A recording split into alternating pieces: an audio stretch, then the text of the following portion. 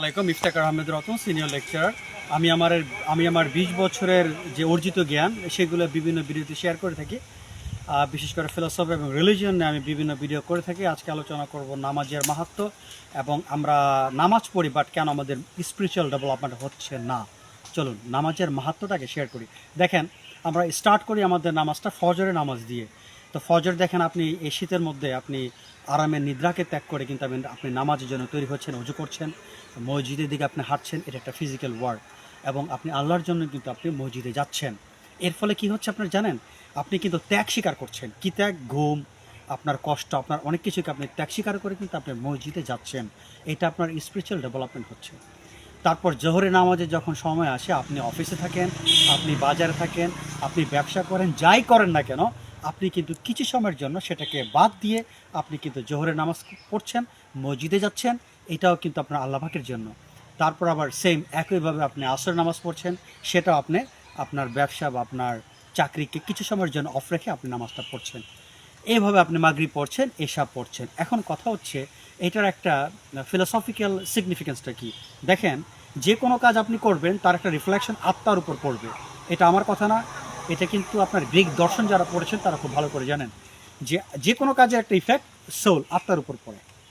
এখন কথা হচ্ছে এই যে আপনি ফজর, জোহর এইগুলো যে পড়লেন, নামাজগুলো যে পড়লেন, আপনারা কিন্তু একটা সময় গ্যাপ দিয়ে দিয়ে আপনার স্পিরিচুয়াল ডেভেলপমেন্ট হচ্ছে।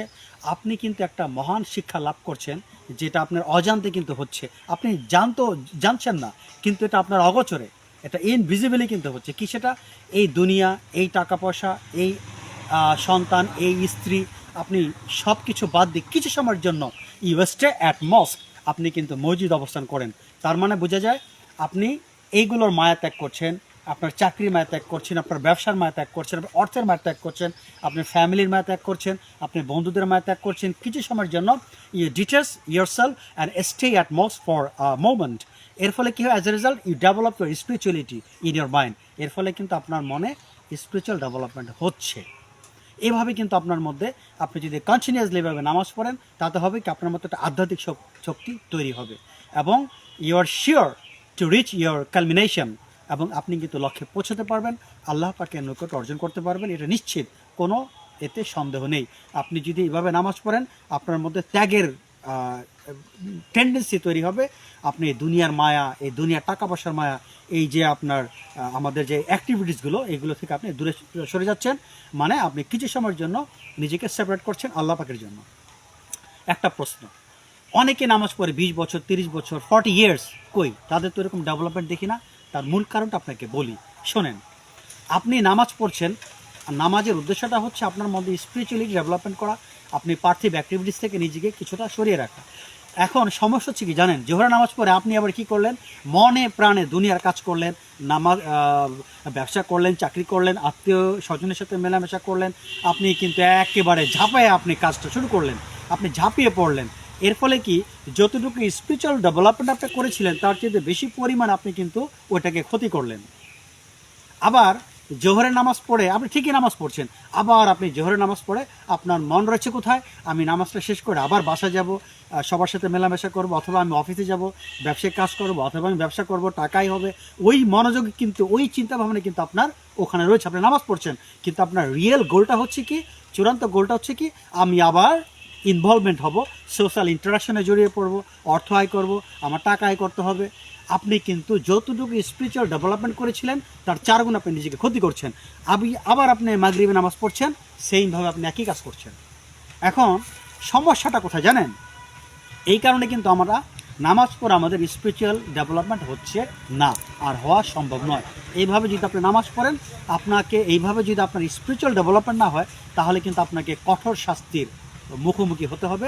আপনি নামাজ পড়লেও আপনি যেহেতু এই দুনিয়াবি মায়া, এই সম্পদের মায়া, অর্থের মায়া, আপনার স্ত্রীর মায়া, সন্তানের মায়া আপনি প্রপারলি ত্যাগ করতে পারছেন না, এর জন্য কিন্তু আপনাকে you have to face the punishment in the next world. এটা আপনার শিওর থাকতে হবে। এখন কথা হচ্ছে আপনার কি করা উচিত? তাহলে আপনার করা উচিত কি? দেখেন, আপনি যখন জোহরের নামাজ পড়ে আপনি দুনিয়াবি কাজ করবেন, এটা আমি নিষেধ করছি না, করবেন। আপনি ব্যবসা করেন, আপনি চাকরি করেন, কিন্তু আপনার মনটা সবসময় থাকবে কখন জোহরের নামাজ হবে, কখন জোহরের নামাজে যাব। যেমন ক্ষুধা যদি আমাদের থাকে, আমরা যাই কাজ করি না কেন আমাদের মন থেকে খাবারের দিকে, তখন যত কাজই করি ওই কাজে কিন্তু রিফ্লেকশন আমাদের ততটা এফেক্ট করে না। যখন আপনার উদ্দেশ্য থাকবে যে আপনি আবার জোহরের নামাজ পড়বেন, নামাজের কখন সময় হবে, আপনি এই ফজর থেকে জোহরের মাঝখানে যতই কাজ করেন সেটার মধ্যে আপনার অ্যাটাচমেন্ট হবে না। আপনার কিন্তু মন থাকবে সেই জোহরের নামাজ আপনি কখন করবেন।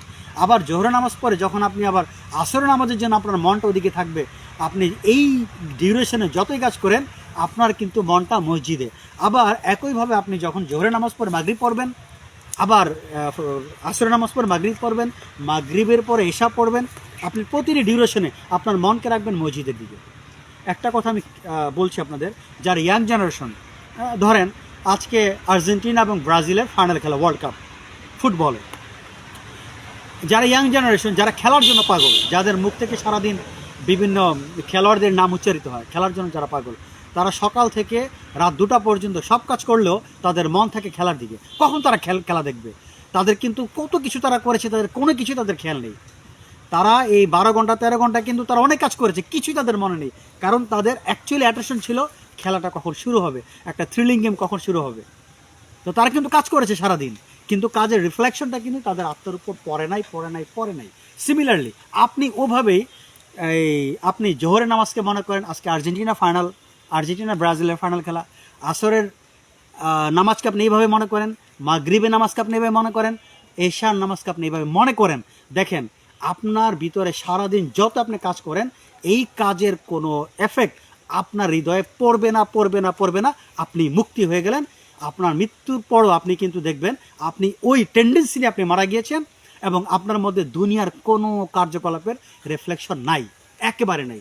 একটা উদাহরণ আপনাদের আমি বলছি, যখন মানুষ খুব স্ট্রেসে থাকে, টেনশনে থাকে, হ্যাঁ, ধরুন আপনার এক রিলেটিভ সে খুব শয্যাশায়ী, মারা যাবে, আপনার খুব ক্লোজ রিলেটিভ, আপনি কিন্তু অনেক কাজ করছেন, ব্যবসাও করছেন, বাণিজ্য করছেন, কিন্তু আপনার মন রয়েছে আপনার রিলেটিভের দিকে, সে কখন সুস্থ হবে। আপনি সারাদিন অনেক কাজ করলেন, যখন দেখলেন আপনার রিলেটিভ সুস্থ হয়ে গেল, আপনি দেখলেন আমি সারাদিন কত কাজ করছি, আমার তো কিছুই মনে নেই, আমার ক্ষুধাও লাগে নাই। আপনার স্ট্রেস ছিল আপনার আত্মীয় কখন সুস্থ হবে, আপনার ক্ষুধাও কিন্তু আপনাকে স্পর্শ করতে পারেনি। বাস্তবে তাই হয়, আপনার টেনশনে আপনার ক্ষুধা স্পর্শ করতে পারেনি, আপনি ব্যবসা করছেন সেটাও স্পর্শ করতে পারেনি, আপনি ফোনে সবসময় খবর নিয়েছেন সে কেমন আছে, আপনি ফোনে ডাক্তারের খবর নিয়েছেন, ওখানে যে রোগীর কাছে যে আত্মীয় ছিল তাকে ফোনে খবর নিয়েছেন, আপনি কত কাজ করেছেন, কিন্তু মন কিন্তু আপনার হসপিটালে, আপনি বারবার হসপিটালে যারা আছে তাদেরকে ফোন দিচ্ছেন, যারা রোগী দেখাশোনা করছে। তাহলে এই দুনিয়ার সারাদিনের কাজ আপনাকে এফেক্ট করেনি। সিমিলারলি এই প্রতিটা নামাজের আমাদের এইভাবে অ্যাকসেপ্ট করতে হবে যে নামাজটা ভাইটাল, আমি শান্তি পাবো ওখানে যাব। আপনি যখন এইভাবে দেখবেন, এক পর্যায়ে যখন দেখবেন যে আমি জোহর থেকে ফজর পর্যন্ত এইভাবে আপনি বিভিন্ন ডিউরেশনে নামাজ পড়ছেন, কিন্তু আপনার মনটা অলওয়েজ মসজিদে থাকে, আপনি শিওর যে আপনি দুনিয়াতে আল্লাহ পাকের নৈকট্য অর্জন করতে পারবেন। এইটাই হচ্ছে নামাজের সিগনিফিকেন্স, এটা হচ্ছে কোরআন এবং হাদিসে এটা আপনাকে শেখাচ্ছে। কিন্তু আনফর্চুনেটলি আমরা কি করছি জানেন, নামাজ ঠিকই পড়ছি, আবার পুরোপুরিভাবে ঝাঁপিয়ে পড়ছি দুনিয়ার কাজে, যতটুকু স্পিরিচুয়াল ডেভেলপমেন্ট হয়েছে তার 50 গুণ ক্ষতি করছি। আজ এই পর্যন্ত, আল্লাহ হাফেজ, পরবর্তী ভিডিও দেখা হবে ইনশাআল্লাহ। আসসালামু আলাইকুম।